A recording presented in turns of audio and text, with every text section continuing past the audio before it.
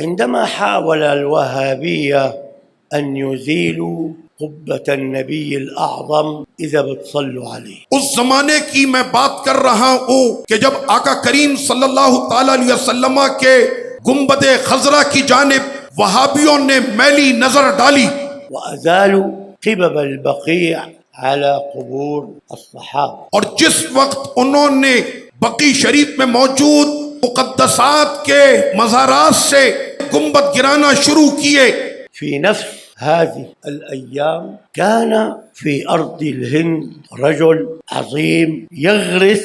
في القلوب حب النبي اللهم صل عليه. اور جس وقت میں وہابیہ اپنی ان تمام حرکتوں میں لگے ہوئے تھے، اسی وقت میں ہند کی زمین پر وہ مرد قلندر تھا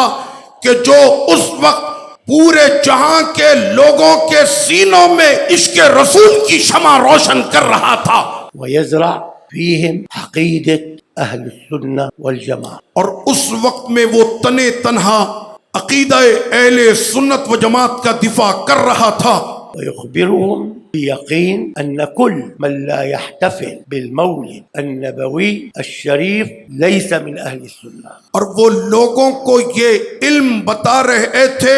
کہ حضور علیہ الصلوۃ والتسلیم کے عشق اور ان کی ناموس میں ہونے والے میلاد شریف کا جو منکر ہو رہا ہے